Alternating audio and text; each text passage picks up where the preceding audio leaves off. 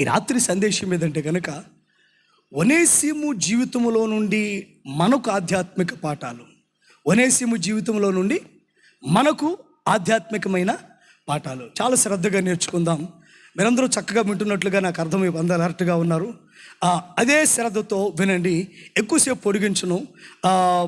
మీకు నేను దేనికి ప్రయత్నం చేస్తానంటే ఎక్కువగా ఏ విషయాన్నైనా మీకు సులువుగా గుర్తుంచుకునే విధంగా లేదా మీకు అర్థమయ్యేదిగా చెప్పాలన్నదే నా యొక్క తలంపు. సో అందుకోసమే ప్రయత్నం చేస్తాను. ఏదో అంటే కనుక ఏదో పెద్ద ప్రసంగం చేయాలన్న తలంపు నాకే ఉన్నది, కానీ మీకు అర్థమయ్యే విధంగా బైబిల్లో ఉండి కొన్ని సత్యాలు ఇంకెప్పుడైనా మీరు ఈ ఫిలోమోను పత్రిక చదివితే ఇక మీకు సులువుగా అర్థం కావాలి అన్నది నా తలంపు.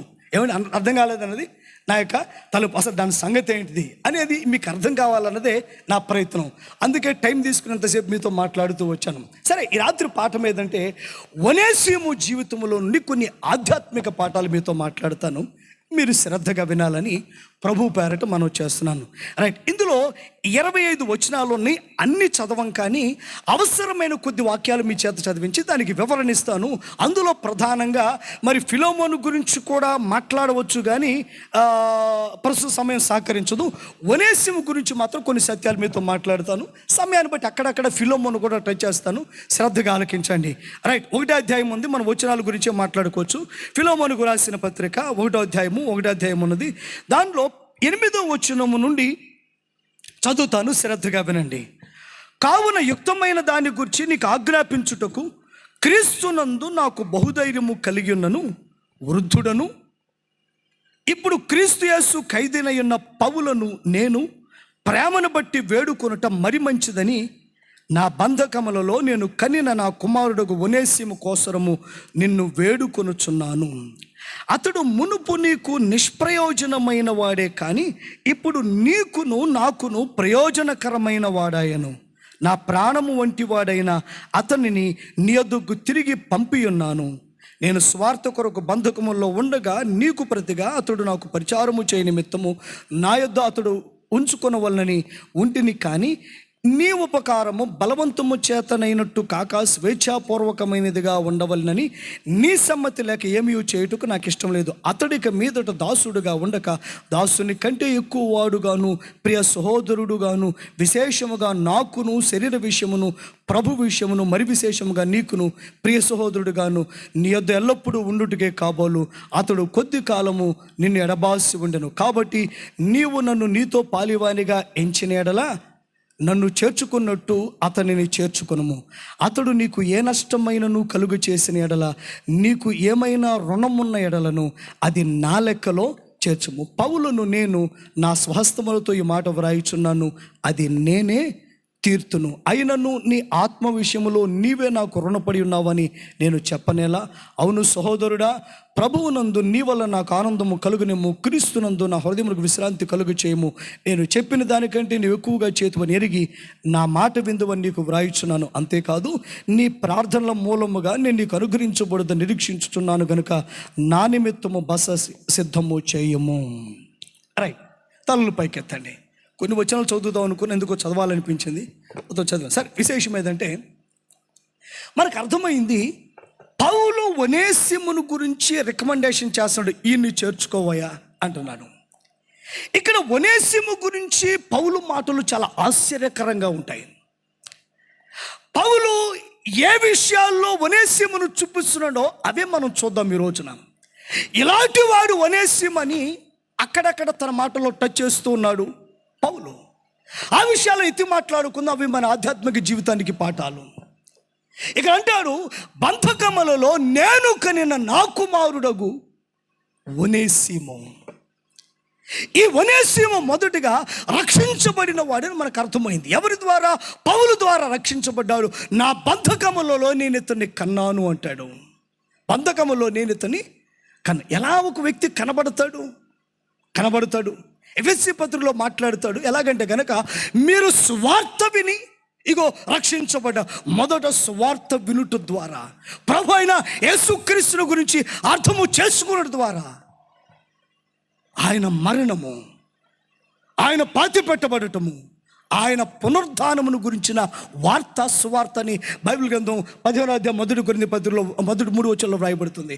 ఇప్పుడు సువార్త ద్వారా రక్షించబడతాడు. అయితే నేను బంధకములో కన్నానంటాడు. అది విశేషం ఏదంటే, ఎలాగున ఈ ఒనేసిము రక్షించబడ్డాడంటే పౌలు అతనికి సువార్త చెప్పుటను బట్టి. ఒక చోట అంటాడు, జీవము గల దేవుని వైపు తిరగవల్లని మేము మీకు సువార్త ప్రకటిస్తున్నామయ్యా అంటాడు అపోస్తలుడైన పౌలు. ఇదిగో మీరు జీవము గల దేవుని వైపు తిరగాలని మీకు సువార్త ప్రకటిస్తున్నాము. ఇప్పుడు సువార్త ప్రకటించాడు, ప్రార్థించాడు. ఒనేసిము రక్షించబడ్డాడు. ఒనేసిము ఏం చేశాడు చెప్పండి? రక్షించబడ్డాడు. ఇప్పుడు రక్షించబడిన ఒనేసిమును గురించి మరికొన్ని మాటలు రాశాడు. ఒకవేళ మీరెవరైనా ప్రభువును ఎరిగిన వారైతే, ప్రభువును అంగీకరించిన వారైతే, అంగీకరించిన వారు ఎలా ఉంటారో, ఎలా ఉండాలో, ఈ 2 మాటలు మనం గమనించాలి. ఎలా ఉంటారు, ఎలా ఉండాలి అని దాని విషయమై పౌలు ఒనేసిమును గురించి సాక్ష్యంలో మనకు అర్థమవుతుంది. ఏంటి పౌలు ఒనేసిమును గురించిన సాక్ష్యము? రక్షించబడ్డాడని చెప్పాడు. రక్షించబడిన అతడు ఎలా ఉన్నాడో పౌలు మాట్లాడతాడు. ఎలా ఉన్నాడంటే కనుక మొదటిది ఇక్కడ చూడండి, 11వ వచనం. అతడు మునుపు నీకు నిష్ప్రయోజనమైన వాడే కానీ ఇప్పుడు నీకును నాకును ప్రయోజనకరమైన వాడాయను. తలపైకెత్తండి. ఈ ఒనేసిము ఒకప్పుడు నిష్ప్రయోజనమైన వాడు, కానీ ఇప్పుడు ప్రయోజనకరమైన వాడు. చెప్పండి, ఎవరంటే అతడు? పౌలు అంటున్నాడు ఒనేసిము ప్రయోజనకరమైన వాడు. అందరూ చెప్పండి, ఎవరంట? గట్టిగా చెప్పాలి, ఇంకా గట్టిగా. ప్రయోజనకరమైన వాడు ఒనేసిము. ఏంటి ప్రయోజనకరం? ఇతని వల్ల ఏమన్నా ఆదాయం దొక్కుతుందని ఆ మాట రాస్తున్నాడా పౌలు? ఇప్పుడు నీకు నాకు ప్రయోజనకరమైన వాడండి అంటున్నాడు. ఏంటిది? ఎందుచేత ప్రయోజనకరమైన వాడు? ఇతడు ఎలాగా ప్రయోజనకరమైన వాడో కొన్ని మాటలు మీతో మాట్లాడుతూ మీరు జాగ్రత్తగా వినాలి. ఒనేసిము ఎలాగా ప్రయోజనకరమైన వాడు? ఇలా జ్ఞాపకం పెట్టుకోండి. ఒకటి, అతడు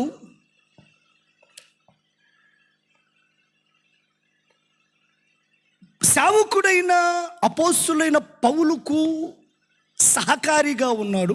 ఆ మాట చూద్దాము. 12వ వచనము.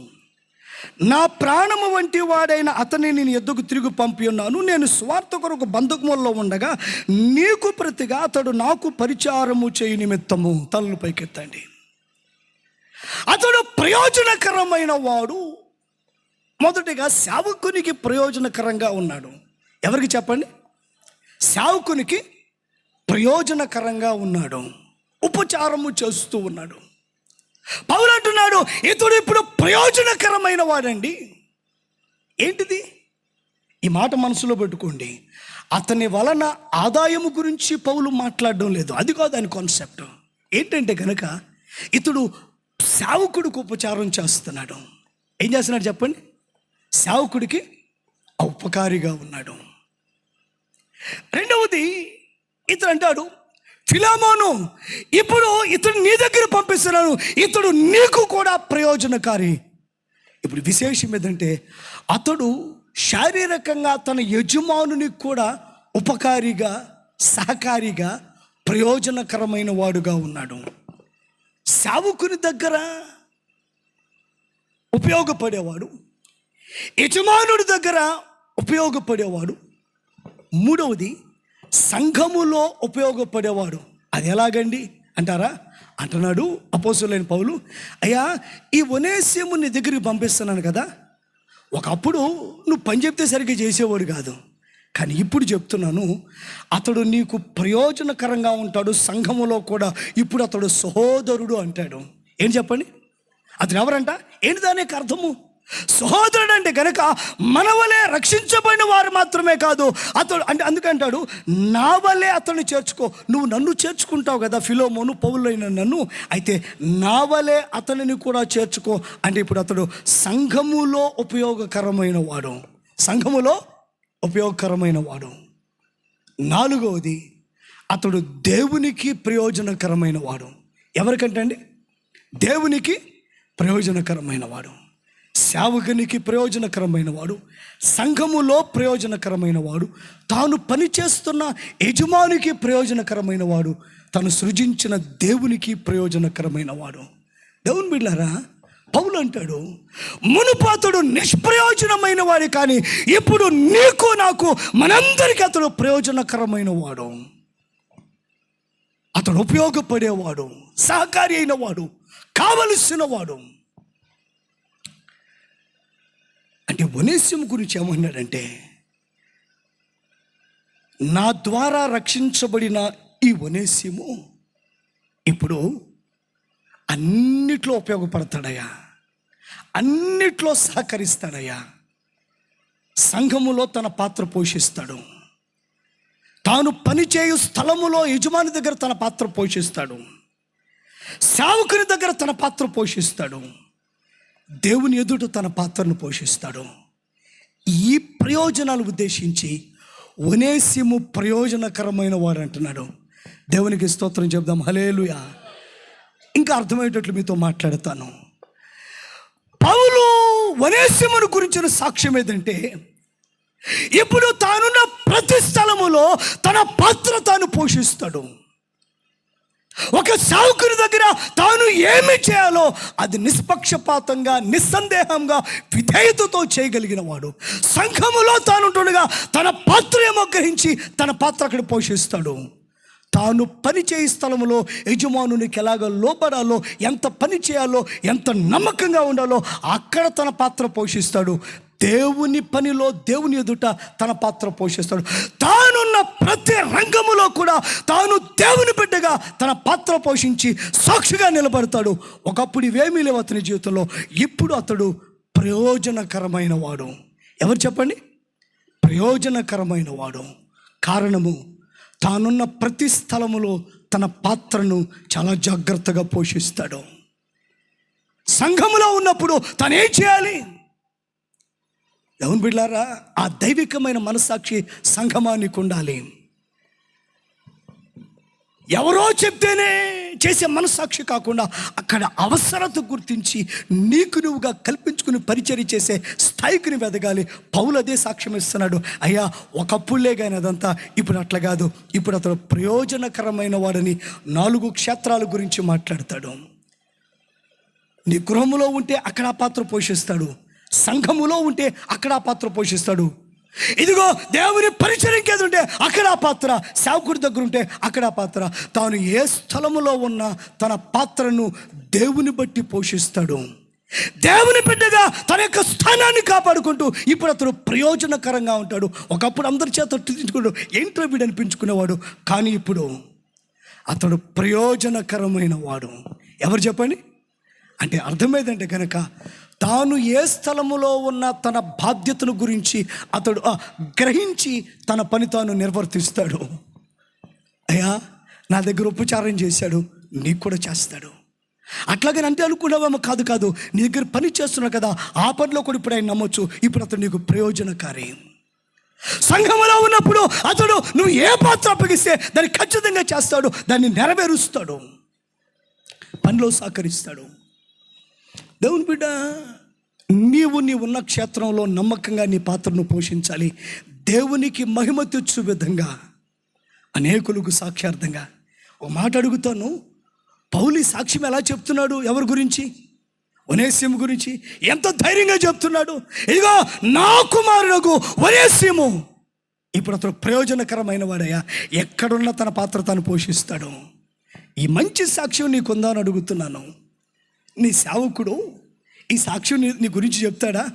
భలే నమ్మకమైన బిడ్డ అండి, నమ్మకమైన బిడ్డ అండి.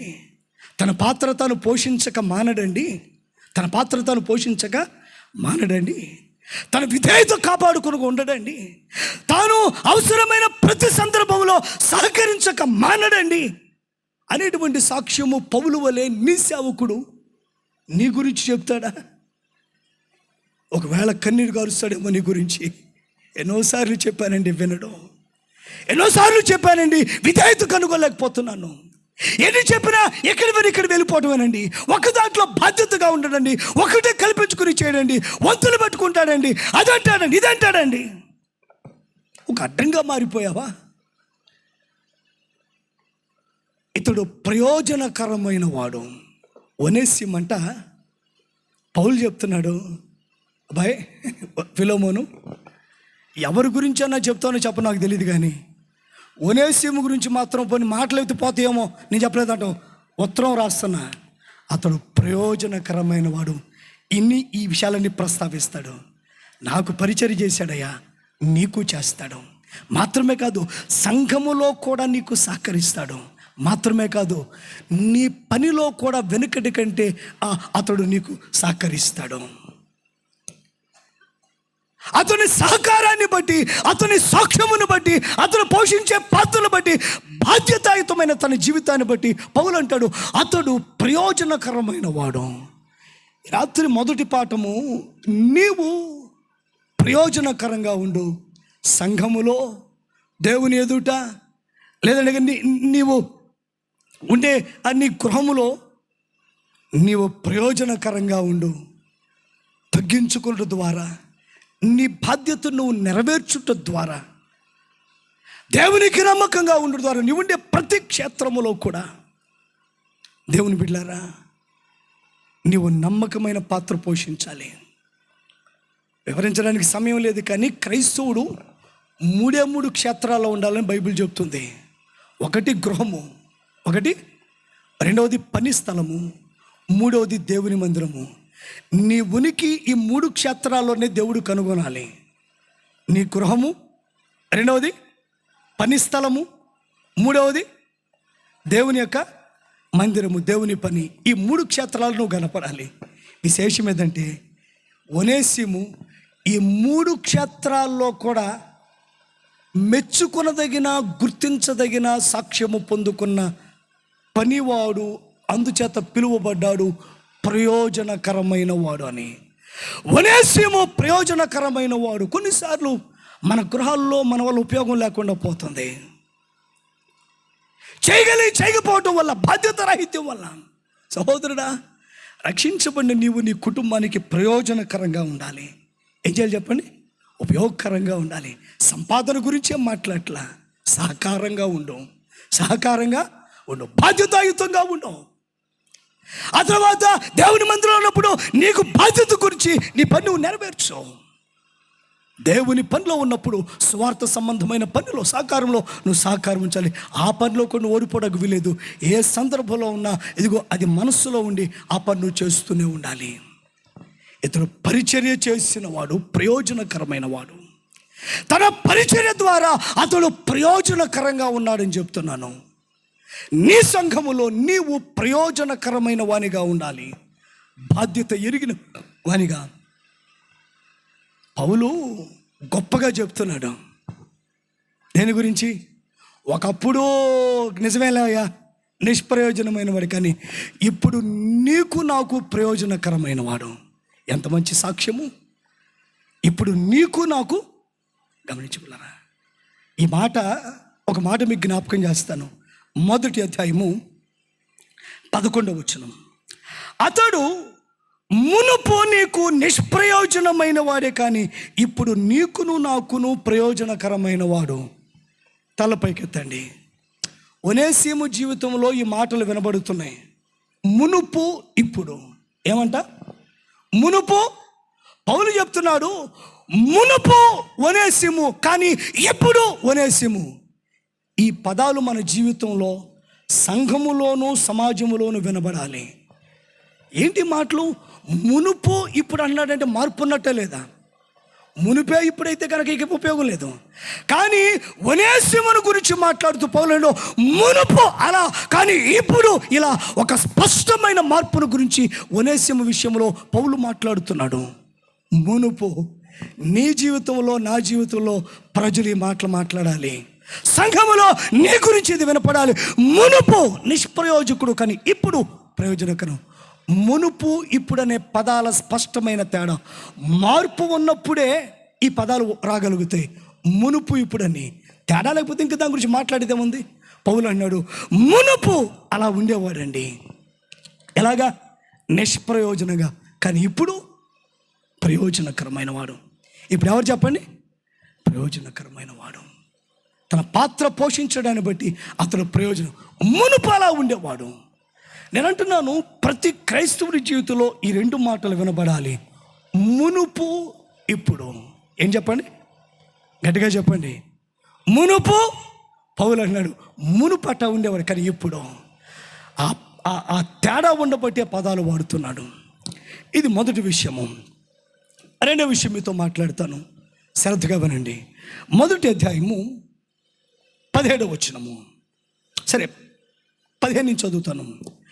అతడిక మీదట దాసుడుగా ఉండక దాసుని కంటే ఎక్కువనిగాను ప్రియ సహోదరుడిగాను విశేషముగా నాకును శరీర విషయమును ప్రభు విషయమును మరి విశేషముగా నీకును ప్రియ సహోదరుడిగా గాను నీ యొద్ద ఎల్లప్పుడూ ఉండుటకే కాబోలు అతడు కొద్ది కాలము నిన్ను ఎడబాసి ఉండెను.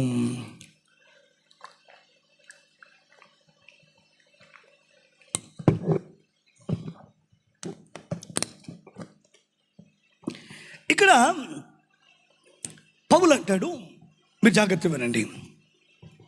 పౌలు అంటాడు, నీ యొద్ద ఎల్లప్పుడూ ఉండుటకే కాబోలు కొద్ది కాలము నిన్ను ఎడబాసి ఉన్నాడు. అంటే దేన్ని ప్రస్తావిస్తున్నాడు? పారిపోయాడులేయా, నేను కాదంటలేదు, పారిపోయాడు, కానీ ఇప్పుడు చెప్తున్నాను, ఇక నీ దగ్గర ఎప్పుడు ఉంటాడు. ఏం చేస్తాడు?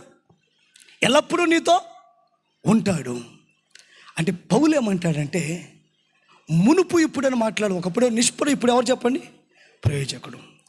అలాంటి విషయం ఇంకోటి ఇక్కడ మాట్లాడుతున్నాడు. అదేంటంటే, మునుపు అతడు చెంచలుడే, నేను కాదని చెప్పటంలా. నువ్వు పని అప్పగిస్తే ఎలా తప్పించుకుంటానని చూసేవాడు, నిలకడ ఉండేది కాదు. ఎలా తప్పించుకోవాలి, ఎలా దొంగతనం చేయాలి, ఎలా దొంగ లెక్కలు చెప్పాలి, ఎలా ఉండేవాడు. మునుపు అతడు చెంచలుడే, స్థిరమైన మనస్సు లేని వాడే, తప్పించుకోవాలన్న మనస్సు కలిగిన వాడే, మార్పు లేని వాడే. ఎవరు? ఒనేసిము. కానీ ఇప్పుడు ఎలాంటి మారిపోయాడంటే, ఇప్పుడు నువ్వు తోసిన ఎల్లడు చూడు, నువ్వు గల్లా పెట్టి తెరిచి అక్కడ పెట్టినా అందులో ఏం తీసుకోడు ఆయన. ఎవరు? అతడు ఇప్పుడు మార్పు చెందినవాడు. అతను ఎవరు చెప్పండి? మార్పు చెందినవాడు. అంటే ఏమంటాడంటే, అపోస్తులైన పౌలు, చాలా జాగ్రత్తగా మాట్లాడారండి, నీ యొద్ద ఎల్లప్పుడూ ఉండుటకే, ఇక మీదట నువ్వు తోసిన వెళ్ళడయ్యా. అంటే ఏమన్నాడంటే, ఎల్లప్పుడూ ఉండుట కొరకు దగ్గరకు వచ్చాడంటే, ఒకప్పుడు అతని మనసు ఎలాంటిది కాదు, చంచల మనస్తత్వం ఉంది, ఎప్పుడు తప్పించుకుందామనే మనస్సు ఉంది, ఎప్పుడు వదిలిపెట్టేద్దామనే మనస్సు ఉంది, ఎప్పుడు కాజేద్దామనే మనస్సు ఉంది. కానీ ఇప్పుడు అలాంటి వాడు కాదు. నీ వద్ద ఎల్లప్పుడూ ఇప్పుడు నువ్వు తోసిన వెళ్ళడు. అప్పుడేమో తప్పించుకున్నట్ట పారిపోవాలని చూసేవాడు, ఇప్పుడు నువ్వు తోసిన పని తప్పించుకొని వెళ్ళడు, ఖచ్చితంగా చేస్తాడు. అతని స్వభావములో మార్పు ఉంది. ఏం చెప్పండి? ఒకప్పుడు చంచలత్వం, ఎటుబడితను పరుగు పెట్టడం, నమ్మకం లేనితనం. ఇప్పుడు అతడు చంచలుడు కాదు, నీ వద్ద ఎల్లప్పుడూ ఉంటాడు, ఎల్లప్పుడూ ఉంటాడు. ఇప్పుడు తోసిన చేయడం. దేవుని బిడ్డలారా, ఈ రోజున విశ్వాస సంబంధమైన మన జీవితాల్లో ఒనేసిమును బట్టి నేర్చుకోవలసిన రెండవ సత్యం ఏదంటే కనుక, ఇదిగో ఈ మార్పు. ఏం చెప్పండి? ఈ యొక్క మార్పు. ఒకప్పుడు చంచల మనస్తత్వం, ఒకప్పుడు ఏం చెప్పండి? చంచల మనసు. కానీ ఇప్పుడు ఇదిగో అతను ఇప్పుడు నువ్వు చేయమన్నా చేయడయ్యా. ఎవరు? ఒనేసిము. ఇప్పుడు నువ్వు చేయమన్నా చేయడం. అలాంటి స్థిరత్వంలోనికి, ఇక ఏది తను శోధించలేని స్థాయికి అతను ఒక ఆ మార్పు చెందిన జీవితంలో అతను ఒక స్థిరమైన స్థాయికి చేరిపోయాడు. ఇప్పుడు వెళ్ళమన్నా వెళ్ళలే, నీ ఎల్లప్పుడూ ఉంటాడు. నేను భరోసా ఇస్తున్నాను. అతడు స్వభావములో మార్పు చెందినవాడు, చంచలత్వాన్ని విడిచిపెట్టి ఒక స్థిరమైన మనస్సాక్షిని కాపాడుకునేవాడు. తప్పటడుగులు వేశాడు, అటు ఇటు దొరలేని జీవితం, ఇప్పుడు ఒక స్థిరత్వంలోనికి వచ్చాడు ఒనేసిము అని పౌలు సాక్ష్యం ఇస్తున్నాడు, తన చంచల మనస్సు విడిచిపెట్టి. యాకోబు జీవితాన్ని ఒకసారి మీకు జ్ఞాపకం చేస్తాను. ఎవరు యాకోబు? ఎవరు యాకోబు? ఎవరు యాకోబు అంటే బైబిల్ సెలవిస్తుంది, అన్నను తండ్రిని మోసం చేసిన వాడు. అన్నను తండ్రిని కూడా ఇక మోసం చేయడానికి తనామనా చోటు ఎవరు చెప్పండి? ఎవరు? యాకోబు. కానీ విశేషం ఏంటో చెప్పమంటారా? బేతేలు తర్వాత ప్రభు యొక్క సంధింపు పొందుకున్న తర్వాత, బేతేలులో దేవుడు అతన్ని దర్శించిన తర్వాత తన భార్యతో ఒకరోజు అంటాడు, మీ తండ్రి ఈ 10 మార్లు నన్ను మోసపుచ్చాను, ఈ 10 మార్లు మోసపుచ్చాను.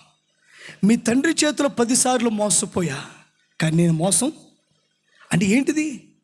బేతేలుకు ముందు, దేవుడు సంధించక ముందు చెంచల మనస్కుడే, తండ్రిని అన్నను కూడా చూడకుండా మోసం చేశాడు. కానీ ఇప్పుడు పిల్లనిచ్చిన మామ 10 సార్లు మోసం చేసిన, ఇక తను తిరిగి మోసం చేయాలన్న తలంపు కూడా యాకోబులో లేదు. ఎంతటి స్థిరత్వానికి అతను వచ్చాడు. ఒకప్పుడు చెంచలుడే. ఒక మాట అంటాను, అన్నని తండ్రిని మోసం చేసినాడు మామను మోసం చేయలేడా? ఇంకో మాట చెప్తాను, మోసం చేయటం మొదలు పెడితే తట్టుకుంటాడా మంగారు? అసలు తట్టుకుంటాడా? ఏమని? ఇస్సాకే పడిపోయాడు, అన్నయ్య ఇలా, ఇక ఆయన తట్టుకుంటాడు లాబాను గారు? అబ్బే, యాకోబు మోసం చేయడం యాకోబు మోసం చేయడం మొదలు పెడితే ఎవరు తట్టుకోలేడు. కానీ విశేషమని చెప్పమంటారా? అదంతా ఒకప్పుడు బేతేలుకు ముందు అదంతా ప్రభు నన్ను సంధించగా ఈ 10 పార్లు మోసపోయినా ఏం చేయలేదు. ఇంకో విషయం చెప్తాను, పారిపోయాడు. ఎక్కడి నుండి? అన్నని తండ్రిని మోసం చేసి పారిపోయాడు. పద్దనరాముకు పారిపోయాడు. పద్దనరాములో ఉండగా ప్రభు చెప్పాడు, ఏం చేయమంటాడంటే గనక నువ్వు తిరిగి వచ్చేయమని. తిరిగి వచ్చేసాడు. ఒకప్పుడు చెంచల మనస్కుడు అంటే దేవుని మాటతో సంబంధం లేదు, ఎక్కడికి వెళ్ళాలి అక్కడ వెళ్ళిపోతాడు. తప్పు చేశాడు కాబట్టి పద్దనరాము పారిపోయాడు. కానీ వెనక్కి రావటం మాత్రం దేవుని మాటను బట్టే వస్తున్నాడు. ఒక మాట అంటాడు యాకోబు, అయ్యా నా అన్నకు నేను భయపడుతున్నా, నా అన్నకు నేనేదో సాధు స్వభావిని, నా అన్న వేటగాడు. ఇప్పుడు ఇన్ని సంవత్సరాలు తిరిగి వస్తున్నా, నా కోపం నాన్నలో ఉందో లేదో నాకు తెలియదు, కానీ నేను భయపడుతున్నాను అని ఒక రాత్రంతా దేవుని దగ్గర ప్రార్థన చేశాడు యాకోబు. రాత్రంతా దేవుని దగ్గర. నేను ఎందుకు ఈ మాట చెప్తున్నానంటే, యాకోబు భయపడ్డాడు కానీ ప్రయాణమైతే ఆపలేదు. ప్రయాణమైతే కారణం దేవుడు తిరిగి వెళ్ళమని చెప్పాడు. ఇవన్నీ ఆదికాండం మీకు దొరుకుతాయి. ఏం మాట్లాడే ప్రయత్నం చేస్తానంటే, యాకోబు ఒకప్పుడు చెంచల మనస్కుడు, కానీ బేతేలు తర్వాత అతడు ఒక స్థిరమైన మనస్సుకు వచ్చేసాడు. ఇప్పుడు అతడు అంత చెంచలుడు కాదు. రెండవది, యోసేపు ఐగుప్తులో నుండి రథాలు గాడిదలు పంపించాడు, వస్తువులు పంపించాడు, తిరిగి నా దగ్గరికి వచ్చామని చెప్పి అతను బయటకు వచ్చి దేవుని దగ్గర బలర్పించి ప్రార్థన చేస్తాడు, వెళ్ళమంటావా వద్దంటావా అని. ఏమంటే కనుక అప్పుడు తన ఇష్టానుసారం ఎక్కడ పడి పరిగెత్తిన వాడు ఇప్పుడు కొడుకు దగ్గరికి వెళ్ళడానికి కూడా దేవుని చిత్తాన్ని అడుగుతున్నాడు. ఎవరి దగ్గర అంటే ఒకప్పుడు చెంచల మనస్తత్వమే, కానీ యాకోబు అతని స్థిరత్వాన్ని గురించి మాట్లాడితే మనందరం సిగ్గుపడాలి. అంతగా దేవుళ్ళు స్థిరపడిపోయాడు, కదల్చలేనంతగా స్థిరపడిపోయాడు. బలిపీఠాలు కట్టాడు యాకోబు, బలిపీఠాలు కట్టాడు యాకోబు. రాజులను దీవించినంతగా దేవుని చేతులు ఎదిగాడు యాకోబు. ఎందుకు ఈ మాట చెప్తున్నానంటే, ఒనేసిము ఒకప్పుడు చెంచలుడే, ఇప్పుడు ఒక స్థిరమైన మనస్సాక్షి. పౌలు అంటాడు, ఒకప్పుడు పారిపోవడం ఇవన్నీ మామూలేనయ్యా, కానీ ఇప్పుడు అట్ట కాదు. ఇప్పుడు అతడు ఇదిగో ఆ చంచల మనసు ఇప్పుడు ఎల్లప్పుడూ నీ దగ్గరే ఉంటాడు. ఒకప్పుడు ఎప్పుడు పారిపోవాలని చూసేవాడు, ఇప్పుడు నువ్వు తోసినా పోడు. ఒకప్పుడు ఎప్పుడు దొంగతనం చేద్దామని సమయం కొరకు కనిపెట్టేవాడు, ఇప్పుడు నువ్వు అన్ని తెరిచి ఎదురు పెట్టినా అతను 1 రూపాయి ముట్టుకోడు. ఇప్పుడు అతడు స్థిరత్వంలోనికి వచ్చాడు. దేవుని నమ్ముకున్నావు కానీ చెంచలుడుగా నువ్వు ఉండిపోతున్నావు. ఇంకా తప్పటడుగులు, ఇంకా చిలిపి చూపులు, ఇంకా భయంకరమైన తత్వం. సహోదరుడా, ఒనేసిము ఒకప్పుడు దొంగ కావచ్చును, కానీ ఆ చంచలత్వములో నుండి ఎదిగిన ఒక స్థిరత్వానికి వచ్చాడు. ఒక మాట అడుగుతాను, పౌలు సాక్ష్యం చెప్తున్నాడు, ఒకప్పుడు అలాంటి వాడు, ఇప్పుడు నువ్వు తోసిరాయలడు. ఇప్పుడు అతడు నీ దగ్గర ఎల్లప్పుడూ ఉంటాడు. ఎందుకు నీ యొద్ద ఎల్లప్పుడూ ఉంటాడని చెప్తున్నాడంటే, ఒకప్పుడు ఎప్పుడు పారిపోదామని చూసేవాడు కదా, నువ్వు ఎక్కడ కనపడగా ఉంటావు, తప్పించుకుని పడుకుందామని చూసేవాడు పని చేయకుండా. ఒకప్పుడు ఎక్కడ ఖాళీ దొరుకుద్దా మరి ఆ పని చదివి అని దొంగ పనులు ఆలోచించేవాడు కదా. కానీ ఇప్పుడు అలా కాదు, ఇప్పుడు ఎల్లప్పుడు నీతో ఉంటాడు. ఇప్పుడు అతడు స్థిరుడు అని మాట్లాడుతున్నాడు. ఎవరు చెప్పండి? నీలో ఎప్పుడైనా గుణం వచ్చేది? నీలో ఎప్పుడు? ఇవాళ ఒప్పుకుంటావు, రేపు మామూలే. దావీదు గురించి మాట్లాడేటప్పుడు మనం మాట్లాడుతాం, బత్షెబతో పాపం చేశాడని.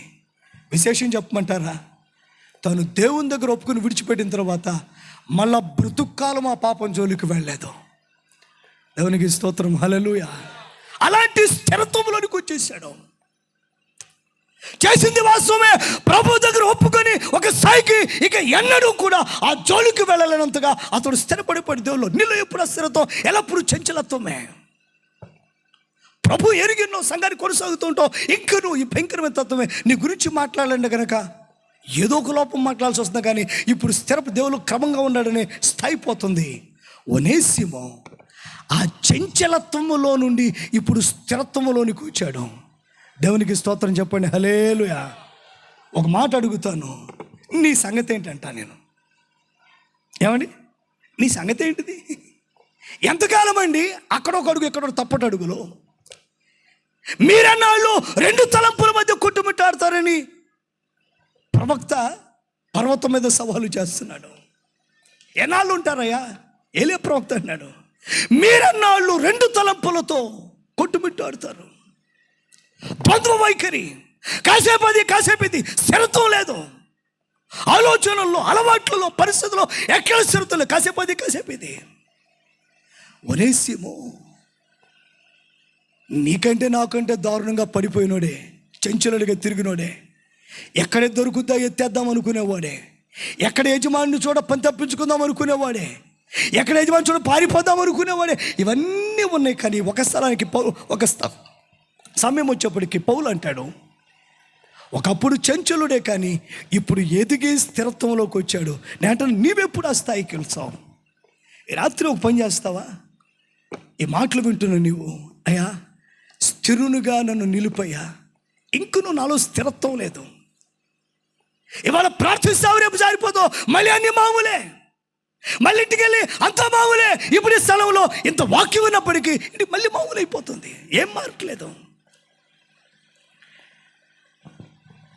ఒనేసిమును బట్టి నేర్చుకోవాల్సింది ఏమంటే, కరెక్టే అతడు బలహీనతలు ఉన్నాయి, అటు ఇటు తొలి స్వభావం. కానీ ఒక స్థాయి వచ్చింది. పౌలు అన్నాడు, అలాంటోడు కాదు ఇప్పుడు అతడు స్థిరంగా ప్రభులో నిలబడిపోయాడు. ప్రభు కొరకు బ్రతకడం తెగిస్తున్నాడు. ఆయన కొరకు బ్రతకడానికి నిర్ణయించుకున్నాడు. ఇప్పుడు నువ్వు పొమ్మన్న పోడు, ఇప్పుడు దొంగతనం చేయమన్నా చేయడు, అబద్ధం ఆడమన్నాడు, నువ్వు చేతులోకి ఇచ్చిన కరెక్ట్గా ఖర్చు పెడతాడు తప్ప అలాంటి మోసాలు ఏమి లేవు. ఆ చంచలత్వములో నుండి ప్రభువులో ఒక స్థిరమైన స్థాయికి వచ్చేసాడు. ఎవరు చెప్పండి? ఎవరు? ఒనేసిమో. రక్షించబడిన విశ్వాసికి ఈ గుణం ఎంత ప్రాముఖ్యమైంది. రక్షించబడ్డాడు, మొదట అతడు ప్రయోజనకరమైన వాడు, అనగా తనకు, సంఘానికి, సేవకులకు, దేవునికి, తను పనిచేస్తున్న స్థలంలో యజమానునికి అతడు ఎక్కడా కూడా అపనమ్మకంగా లేకుండా తన పాత్రను పోషిస్తూ అతడు ప్రయోజనకరంగా ఉన్నాడు. నీవు బాధ్యతాయుతంగా సంఘములో, గృహములో, సేవకుల దగ్గర నువ్వు పనిచేసే స్థలంలో ఉండాలి బాధ్యతగా. రెండవది, చంచలత్వములో నుండి ఏం చేయాలి? చంచలత్వంలో నుండి ఆ స్థిరత్వం వైపుగా రావాలి. ఏం చేయాలి చెప్పండి? స్థిరునిగా ఎదగాలి. మూడో మాట చెప్పు ముగిస్తారు, ఎక్కువసేపు కొనసాగించను కానీ ఇంకొక మాట ఊరికే జ్ఞాపకం చేసి ఎక్కువ వివరించను కానీ 2 మాటల్లో చెప్పి ముగించేస్తాను. గమనించండి. మూడవది ఏమంటే 15వ వచనం, అతడు ఇక మీదట దాసుడుగా ఉండక దాసుని కంటే ఎక్కువ వాడుగాను ప్రియ సహోదరుడుగాను ఉంటాడు. దాసుని కంటే ఎక్కువ వాడు ప్రియ సహోదరుడు. ఎవరంట? ప్రియ సహోదరుడు. మూడవదిగా ఇతడు సహోదరుడు అంటున్నాడు. ఏంటి చెప్పండి? చెప్పండి గట్టిగా. ఏంటి దీని అర్థం? అంటే ఫిలోమోను గురించి మాట్లాడాలంటే అంతే ప్రేమతో చూడమన్నది ఫిలోమోనుకు సంబంధించిన మాట. అయితే విశేషముగా ఇప్పుడు ఒనేసిము గురించి మనం మాట్లాడుకున్నప్పుడు పౌలు సాక్ష్యం ఏంటి? సహోదరుడిగా చూడవయ్యా అంటాడు. మాట్లాడుతూ ఇంకో మాట కూడా అంటాడు. ఏమంటాడంటే కనుక నన్ను స్వీకరించినట్లు స్వీకరించమంటాడు. ఏమంటాడు? నన్ను స్వీకరించినట్లు స్వీకరించు అంటాడు. ఆ మాట ఎక్కడ ఉంది చూడండి. అతడు ఏమి దాసుడుగా ఉండగా దాసుడి కంటే ఎక్కువ అని గాను ప్రియ సహోదరుడు గాను విశేషంగా నాకును శరీర విషయమును ప్రభు మరి విశేషం నీకును ప్రియ సహోదరుడిగా నీ ఎల్లప్పుడు ఉండుడిగా కాబట్టి అతడు కొద్ది కాలము నేను నడవాల్సిన కాబట్టి నీవు నన్ను నీతో పాలువానిగా ఎంచిన నన్ను చేర్చుకున్నట్టు అతనిని చేర్చుకొనుము. తలలు పైకెత్తండి. నా వలే అతన్ని చేర్చుకో, నా వలే అతన్ని చేర్చుకో అంటే ఏంటి దాని అర్థం? నా వలే. ఈ మాట చెప్పి నేను ముగిస్తాను. ఒనేసిము విషయంలో అతడు ఎదిగినవాడు. ఎవరు చెప్పండి? ఎవరంటే ఆ ఒనేసిము ఎదగటం అంటే ఏంటిది? ఇప్పుడు అతడు అయ్యా నా వలే అతన్ని చేర్చుకో, అవసరమైతే అతడు బోధించగలడు, సాక్ష్యమియ్యగలడు, పరిచర్యలో సహకరించగలడు. ఇప్పుడు అతడు ఆత్మీయముగా ఎదిగినవాడు. ఎవరు చెప్పండి? ఆత్మీయంగా నీ దగ్గర ఉన్నప్పుడు అసలు రక్షణే లేదు కదా. ఇప్పుడు అలాంటి వాడు కాదు, నన్ను చేర్చుకున్నట్లు అతను చేర్చుకోవచ్చు. అంటే అవసరమైనప్పుడు నీకు పరిచర్యలో కూడా సహకారిగా ఉంటాడు. అంటే ఇప్పుడు ఆత్మ సంబంధంగా అతడు ఎదిగిన వాడుగా ఉంటున్నాడు.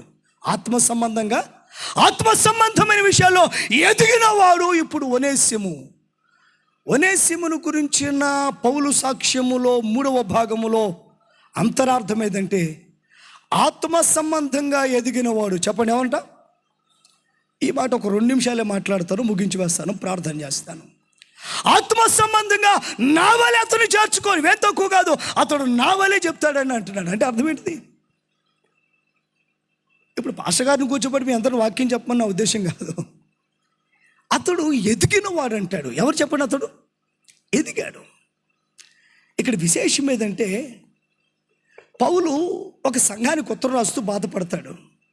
ఒక మాట అంటాడు, అయ్యా ఈ పాటికి మీరు మాంసంతో బలంగా పోషించబడి ఇంకా మీరు పాలు తాగుతున్నారు. అంటే విశ్వాసం ముందు మీరు ఎక్కడో ఉండవలసిన వాళ్ళు ఇంకా పసిపిల్లల్లాగా ఉండిపోతున్నారు అన్న అర్థంతో. అంటే మీరు ఎదగలేదు అంటాడు. ఇంకో పత్రికలో అంటాడు, మీరు వేరొకరికి చెప్పే స్థాయిలో ఉండాలి ఇంత కాలంలో, కానీ మీరు ఇంకొకడు మీకు చెప్పాల్సిన అవసరం ఏర్పడిపోతుంది. మీరే ఇంకొకడు చెప్పవలసినంత ఎదగవలసిన మీరు చిన్న చిన్న విషయాలు కూడా ఇంకొకరు మీకు చెప్పాల్సి వస్తుంది. అంటే మీరు ఎదగలేదు. పౌలు మొత్తం 14 పత్రికలు రాశాడు. మొత్తం 14 హెబ్రీ పత్రికతో కలుపుకొని మొత్తం 14 పత్రికలు రాశాడు.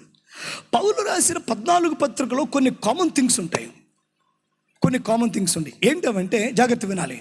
పౌలు ఏ పత్రిక రాసినా ఈ విషయాన్ని మాత్రం టచ్ చేస్తాడు. ఏమంటాడంటే క్రీస్తు స్వరూపం మీలో ఉండాలంటాడు. క్రీస్తు స్వరూపము, అందుకే అంటాడు క్రీస్తు స్వరూపం మీలో ఏర్పడే వరకు నేను ప్రసవేదన పడతాను. ఇంకో పత్రికలో అంటాడు నేను క్రీస్తుని పోలి నడుచుకున్న ప్రకారము అంటాడు. క్రీస్తుని పోలి నడుచుకున్న ప్రకారము అంటాడు. క్రీస్తు పోలిక మీలో కావాలంటాడు.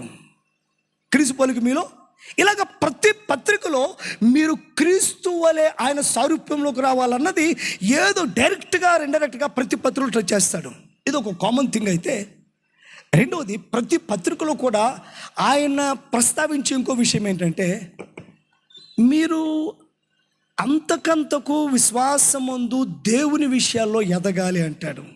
ఒక మాట అడుగుతాను, మీలో కొద్ది మందిని ఎవరన్నా ప్రార్థన చేయమంటే ఇంకా సండే స్కూల్ ప్రార్థనలు చేస్తారు. ఏం చేస్తారు చెప్పండి? మమ్మీని తెలుగు పిల్లల ప్రార్థనలు ఎట్లా ఉంటాయి? మమ్మీని కాపాడు, డాడీని కాపాడు. ఒకసారి మా సండే స్కూల్లో ఒక పాఠం చెప్పాను, మనం ఏది ఇచ్చినా దేవుడికి స్తుతులు చెప్పాలరా అంటే ఆడంటాడు మాకు తలుపిచ్చే వందనాలయ్యా, గొళ్ళిమిచ్చే వందనాలయ్యా అంటున్నాడు. తెలియక అంటున్నాడు. అది చిన్నపిల్లల ప్రార్థన. నువ్వు కూడా అంతే. ఎప్పుడు ప్రార్థన చేయమన్నా అబ్బాయిని మమ్మల్ని కాపాడు, మమ్మీని కాపాడు, డాడీని కాపాడు, చిన్నపాడు చేసి ఇచ్చే ప్రార్థన. నువ్వు ఎదగట్టలేదు ప్రార్థనలో. అనేకుల గురించిన విజ్ఞాపన, లోతైన ఆత్మ సంబంధమైన విషయాల నిమిత్తమైన పరిశీలన ఇవేమీ లేకపోతుంది. లోతైన స్తుతి, లోతైన పశ్చాత్తాపము, అనేకుల గురించిన విజ్ఞాపన ప్రార్థన ఇవన్నీ కరువైపోతున్నాయి. చిన్న పిల్లల ప్రార్థనలు చేస్తున్నాం, ఎదగడం లేదు. రెండోది వాక్య సంబంధమైన ఎదుగుదల. ఏం చెప్పండి? వాక్య సంబంధమైన ఎదుగుదల లేకుండా పోతుంది. చిన్న చిన్న విషయాలు కూడా నీకు అర్థం కాదు. ఒనేసిము గురించి అంటాడు, అబ్బాయి ఒనేసిము, క్షమించండి, ఫిలోమోను అయితే ఇంచుమించుగా నాలాగే ఉంటాడండి. ఇప్పుడు అతడు ఎవరు? ఇంచుమించుగా నాలాగే ఉంటాడండి. అంటే ఎంత ఎదిగాడు, ఎంత ఎదిగాడు. ఎవరు? ఒనేసిము. ఎవడో విన్నారా? కనపడ్డానికి ఒకళ్ళకి 50,000 40,000 వచ్చినాయి, కానీ విశ్వాసమందు పరిణతి ఉందా? చిన్నపిల్లలేనా? ఇంకా విశ్వాసమందు పరిణతి ఏమన్నా ఉందా? వాక్యమందు బలపడుతున్నారా? చదవకుండా ఎలా బలపడతారు? వాక్యం వింటున్నారా? వినకుండా ఎలా బలపడతారు? రెండోది, వాక్యం గంట వినపడితే టీవీలో వచ్చే గోళ రోజంతా వినపడుతుంది. ఏది గుర్తుంటుంది నీకు? ఏది గుర్తుంటుంది? తగిన సమయం కేటాయించకపోతే, తగిన మనసును దాని మీద పెట్టకపోతే, you'll be failed in learning the word of God. నువ్వు వాక్యం తెచ్చుకు ఓడిపోతావు. తగిన సమయం కేటాయించిన సహోదరుడు వాక్యానికి నువ్వు తిరోగమనంలో ఉన్న విశ్వాసంలో ఒనేసిమును ఒకప్పుడు దొంగోడండి ఒనేసిము. పౌలు అంటాడు, నాలాగా అయిపోయాడు చూడవయ్యా ఒనేసిము. ఇంకా ఫిలోమోన్ అన్న అంత ఎదిగాడలేదు తెలియదు, కానీ ఒనేసిము మాత్రం జైల్లో ఉండి పౌలులాగా తయారైపోయాడు. అంతగా విశ్వాసమందు ప్రార్థన ఎదిగిన వాడుగా ఉంటున్నాడు. స్తోత్రం చెప్పండి, హల్లెలూయా. ఎన్నడు నా ప్రాణం వంటి వాడు మాత్రమే కాదు, నా వలే అతన్ని స్వీకరించవచ్చు. ఆ మాట గురించి మాట్లాడుతున్నాను. నా వలే స్వీకరించవచ్చు. అతడు విశ్వాసమందు ఆధ్యాత్మిక విషయములందు ఎదిగిన వాడని మీతో మాట్లాడుతున్నాను. మూడవ ప్రశ్న ముగించే ముందు, నువ్వు ఎదిగావా? అక్కడే ఉన్నావా? ఎంతసేపు జక్కయ్య కదా, ఎంతసేపు ఈ చిన్న చిన్న విషయాలు తప్ప లోతైన విషయాలు నీకు అర్థం కావు. గ్రహించు, సమయం పెడితేగా. ప్రార్థన విషయంలో కూడా ఏదో చిన్న చిన్న విషయాలు నీకు నువ్వుగా లోతైన ప్రార్థన, అనేకుల గురించి ప్రార్థన విజ్ఞాపన నీలో విస్తరించడం లేదు. నువ్వు సండే స్కూల్ స్థాయిలో అక్కడే ఆగిపోయావు. ఒనేసిము ఎదిగిన వాడు.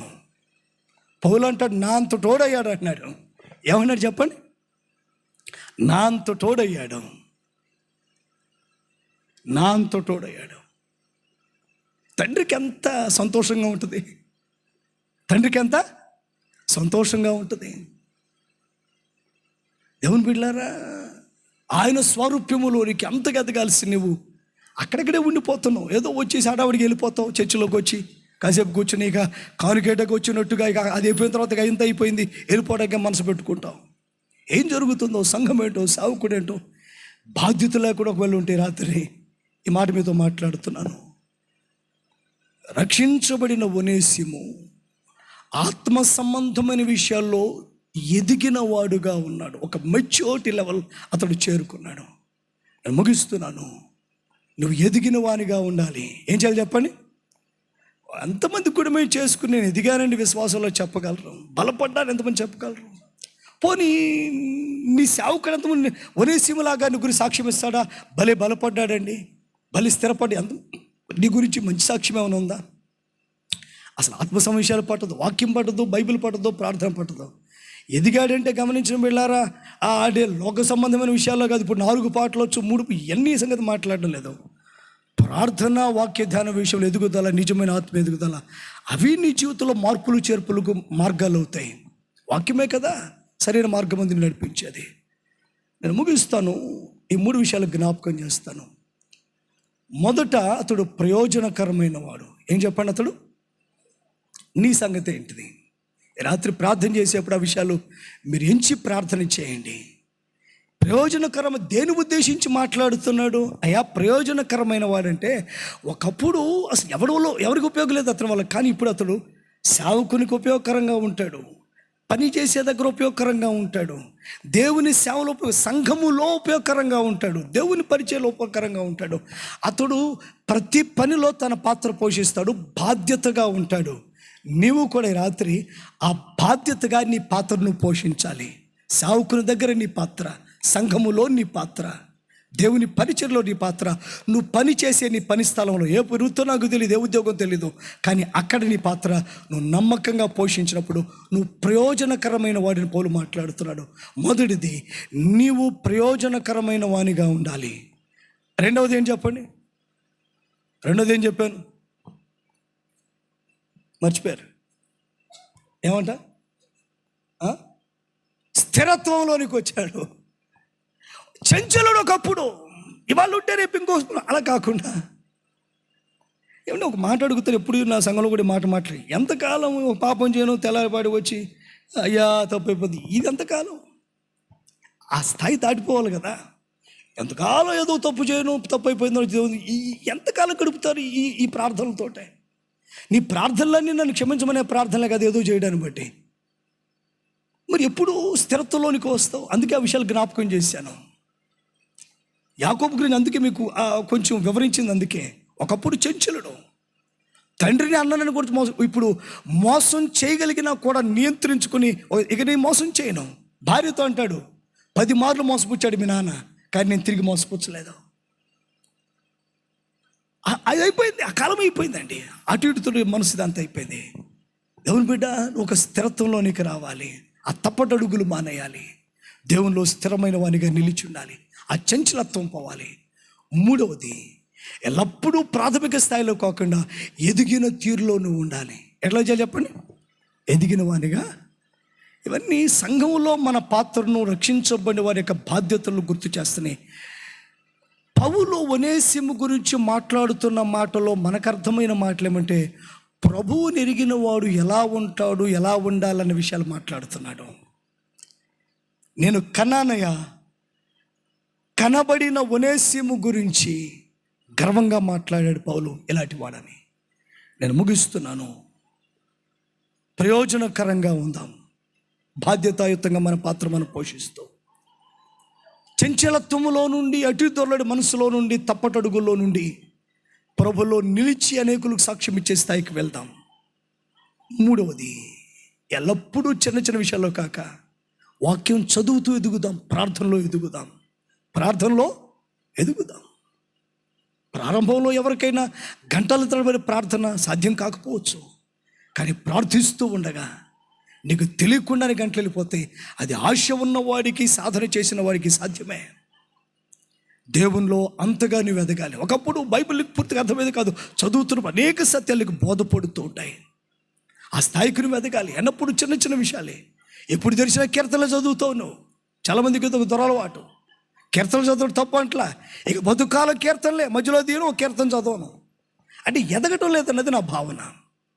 దేవుని బిడ్డలారా, వాక్యమందు, ప్రార్థన ఎందు మనం ఎదుగుదాం.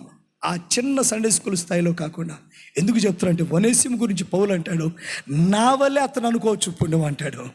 అంటే పౌలు తనవంతటి వాడిగా పరిచయం చేస్తున్నాడు. ఫిలోమోనికి ఒక క్రొత్త వ్యక్తిని పరిచయం చేస్తున్నాడు. మునుపు ఇప్పుడు ఈ మార్పును ఫిలోమోతో మాటలు ఒకప్పుడు అట్లా, కానీ ఇప్పుడు ఆ మార్పులేమో స్పష్టంగా చూసాం. ఒనేసిము గురించి పౌలు చెప్పిన సాక్ష్యము మన పక్షంగా మన సేవకుడు చెప్పినట్లుగా మనం స్థిరపడి బలపడి సంఘములు ఎదగాలి. స్థానిక సంఘం అవసరం. ఒంటరి భక్తి దేవుడు ఒప్పుకోడు. ఎదుగుతూ కృపలో సహకరిస్తూ బలపడుతూ దేవుళ్ళు ఎదుగుదాం. అట్టి కృప ప్రభు మనకు దయచేయనుగాక. ఆమెన్.